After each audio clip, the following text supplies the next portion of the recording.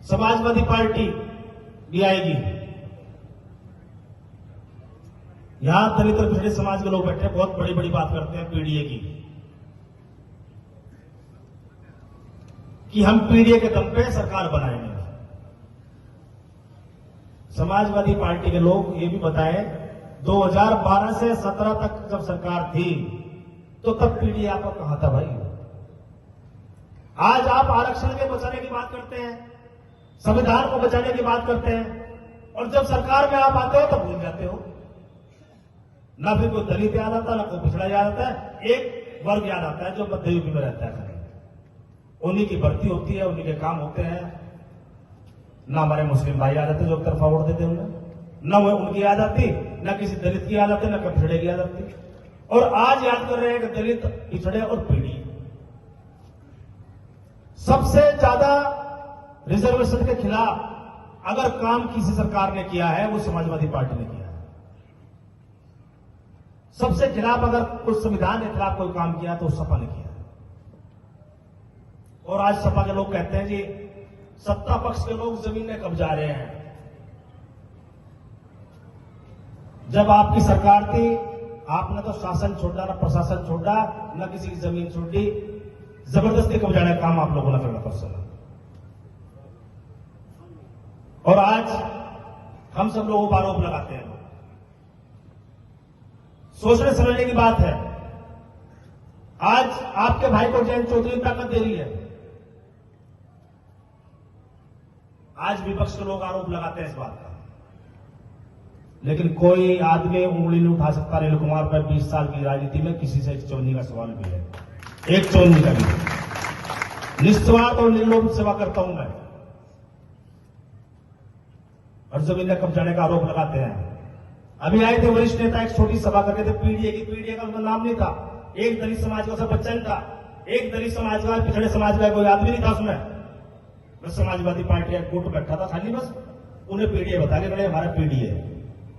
असली पीडीए ये है। दलित समाज के लोगों हाथ उठा के दिखा दो कितने बैठे हैं, इतने पिछड़े बैठे, इतने अगड़े बैठे, इतने मुस्लिम समाज के कितने लोग हैं भाई? यह है ये असली, असली ये है, ये पीडीए है, ये नहीं है पीडीए जो वो कहते हैं। हमें इनसे बचना है। मैंने झेल रखी क्योंकि सरकार उस समय हम लोग एमएलए थे।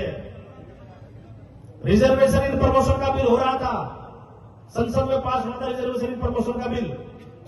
समाजवादी पार्टी के एमपी ने ही उसको फाड़ा था, समाजवादी पार्टी के एमपी ने। और समाजवादी पार्टी स्लीपर सेल तैयार करती है, एमपी एमएलए तैयार नहीं करती। उन्हें कहते हैं बेटा तू बिल फाड़ दे जाएगा। दलित समाज के व्यक्ति से ही रिजर्वेशन प्रमोशन का बिल समाजवादी पार्टी के ऊपर फड़वाने का काम करता संसद के अंदर। इनके एक बड़े मंत्री हुआ करते थे, वो डॉक्टर अंबेडकर को ये कहते थे कि डॉक्टर अंबेडकर तो सबसे बड़ा भूमाफिया है, कि जहां डॉक्टर अंबेडकर खड़े जाते हैं उस वो जमीन तो उनकी है ही, और जहां उंगली का इशारा करते हैं उसको बेपड़ा करते हैं, बढ़ते हैं। ऐसी मानसिकता इन लोगों की है।